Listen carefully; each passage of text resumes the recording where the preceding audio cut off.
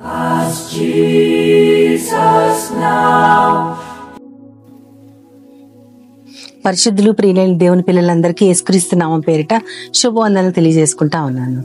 ఒకసారి మేము భూటాన్ ప్రయాణంలో ఫ్లైట్ బాగా మేఘాల మధ్య ఒడిదుడుకులకి గురవుతా ఉంది. అందరూ కొంచెం ఇబ్బందిగా కదులుతా ఉన్నారు. కానీ సడన్ గా బాగా పక్కకి తిరిగిపోయిన ఫ్లైట్, అందరూ బెల్ట్స్ వేసుకున్నా సరే బాగా కిందకి చాలా బెండ్ అయిపోయినట్టు అయిపోయారు అందరూ. అయితే హ్యాండ్ బ్యాగేజ్ కూడా లోపలంతా టకటకమని శబ్దాలు వచ్చి చాలా పెద్ద శబ్దం వచ్చింది. అందరు చాలా గట్టిగా అరవడం మొదలు పెట్టారు. నేనైతే బాగా కిందకు వచ్చేసాను. ఇంకా నేను గట్టి కళ్ళు మూసుకుని, దేవా ఇప్పుడు గనక నా ప్రాణం పోతే నేను సరాసరి నీ దగ్గరికి వచ్చి చేరుకోవాలి అని కోరుకున్నాను. సడన్ గా ఫ్లైట్ ఇంకా నెమ్మదిగా పైకి లేచిందనమాట. ఆ తర్వాత అనౌన్స్మెంట్ చేస్తూ వాళ్ళు ఏది చెప్పారు. బహుశా అది వాళ్ళకి మామూలు అయి ఉంటది, కానీ కొంచెం అంటే ఎప్పటికన్నా కూడా బాగా ఒడిదుడుకులకి గురయ్యి చాలా అందరూ కూడా చాలా గట్టిగా అరిచారు. సో అప్పుడు దానిలోంచి కోలుకోవడానికి చాలాసేపు పట్టింది నాకంటే. ఎప్పుడు అలా జరగలేదు, చాలా సార్లు వెళ్ళినా కూడా ఎప్పుడు జరగలేదు అలాగా. అప్పుడు నేను ఆలోచించాను, నేను ఏం కోరుకున్నాను అని ఆలోచించి నేను దేవుని దగ్గరికే చేరుకోవాలని కోరుకున్నాను. పక్కనే మా వారు కూర్చుని ఉంటే మీరు ఏం కోరుకున్నారని అడిగితే ఆయన ఏమన్నారంటే, నాకు వెంటనే పిల్లలిద్దరు గుర్తొచ్చారు, మనం ఏమన్నా అయిపోతే పిల్లలిద్దరు దిక్కులేని వాళ్ళు అయిపోతారు కదా అని అన్నారు. అప్పుడు నేను అదేంటి ఇద్దరం ఒకచోటే ఉన్నా ఒక్కొక్కరిని ఒక్కొక్క రీతిగా ఆలోచించాం. ఎవరిది కరెక్ట్ అంటే ఆ టైంలో ఏది గుర్తొస్తే కరెక్ట్. నిజంగా మేము చనిపోయినట్లయితే ఏంటి పరిస్థితి అని ఆలోచించాను, కానీ కొంతకాలం తర్వాత మర్చిపోయాను. తర్వాత ఈ మధ్య నేను ఎక్కువ పరిశుద్ధ గ్రంథంలో ఎక్కువ రోమీయులకు రాసిన ఆ పత్రిక అంటే నాకు చాలా ఇష్టం. అందులో నన్ను ఒక వాక్యం బాగా ఆకర్షించింది. ఎప్పుడు కూడా నన్ను అక్కడ బాగా కంటతా వచ్చు. రోమీయులకు రాసిన పత్రిక 8వ అధ్యాయం 39వ వచనంలో, క్రీస్తు యేసునందలి దేవుని ప్రేమ నుంచి మనల్ని ఏదియూ ఎడబాప నేరదు, అంటే ఏది కూడా మనల్ని దూరం చేయదు అని ఆయన 36వ వచనం నుంచి 39వ వచనం దాకా కొన్ని చెప్తారు.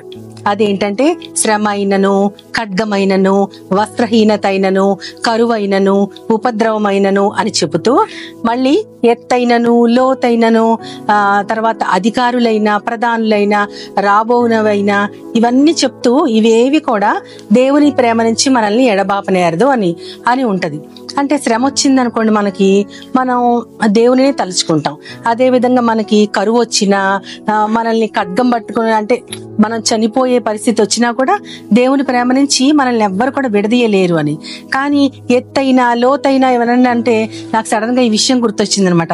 అంత ఎత్తులో ఉన్నా కూడా యేసుక్రీస్తు వారి ప్రేమ, ఆయన దగ్గర చేరుకోవాలనే ఆరాటమే నన్ను ఆయన నుంచి దూరం చేయలేదు అని అనిపించి, అప్పుడు దానికి అప్లై చేసుకుని, ఓహో నా జీవితంలో ఒక ఎత్తైన ప్రదేశంలో ప్రాణాలు కోల్పోయే పరిస్థితి ఉన్నా సరే, నాకు నా తల్లిదండ్రులు గాని, నా బిడ్డలు గాని, నా భర్త గాని ఎవ్వరు గుర్తు రాలేదు, కానీ ఈ క్షణంలో దేవుడు నన్ను చేర్చుకుంటే బాగుండు, నా పాపాలని క్షమించి నేను నీకు ఎక్కడికి వెళ్ళకూడదు, నీ దగ్గరికే రావాలని అప్పుడు అనిపించింది అనమాట.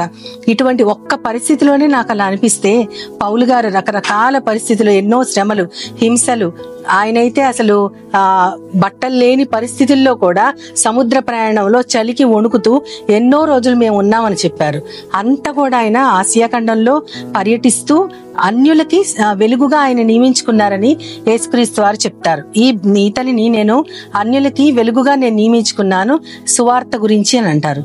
సో దీని గురించి ఆయనని ఎంత శ్రమకైనా దేవుడు గురి చేశారు.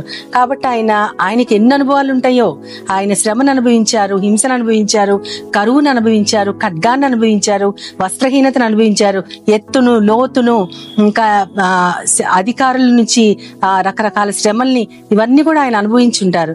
వేటిల్లోంచి కూడా ఆయన మాత్రం పక్కకు తొలగలేదు. దేవుని ప్రేమ నుంచి ఆయన దేన్ని కూడా ఆయన ఆపలేము లేదు. అంటే ఆ ప్రేమ అలాగే ఆయనలో అలాగే ఉండిపోయింది. అటువంటి ప్రేమ మనం కూడా కలిగి ఉంటే ఏ పరిస్థితులు అయినా సరే మనం దేవునికే మనల్ని సమర్పించుకుంటాం. మనం ఎలా ఉన్నా, ఏం చేసినా సరే యేసుక్రీస్తు వారికే మహిమ కలగాలని మనం ఎప్పుడైనా సరే మనం ప్రార్థించుకుంటాం. నేనేమైనా ప్రభువా నిన్నే స్తుతిస్తాను, నాకేమున్నా ప్రభువా నీకే అర్పిస్తాను. నేనేమైనా ప్రభువా నిన్నే స్తుతిస్తాను, నాకేమున్నా ప్రభువా నీకే అర్పిస్తాను. నేనేమై ఉన్నాను నీ దయ వల్లే నేనేమై ఉన్నానో నీ దయ వల్లేనయ్యా. నాకున్నవన్నీయు నీవిచ్చినవే ప్రభువా, నాకున్నవన్నీయు నీవిచ్చినవే ప్రభువా. నా మటుకైతే బ్రతుకుట క్రీస్తే, చావైతే అది నాకెంతో మేలు. నా మటుకైతే బ్రతుకుట క్రీస్తే, చావైతే అది నాకెంతో మేలు.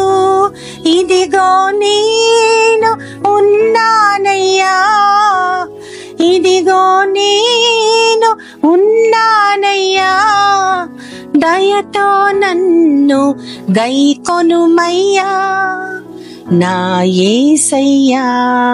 ఆ విధంగా ఏ పరిస్థితిలో అయినా సరే క్రీస్తు ప్రేమలోంచి మనం విడదీయ రాని వారంగా ఉండాలని దేవుని సహాయం కోరుతూ చిన్న ప్రార్థన చేసుకుందాం.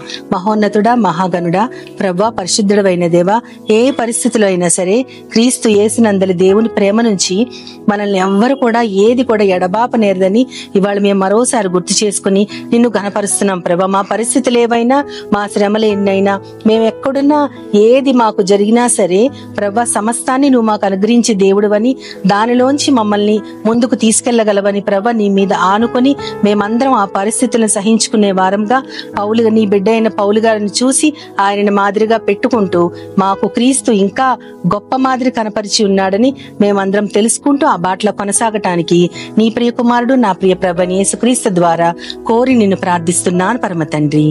ఆమేన్, ఆమేన్, ఆమేన్.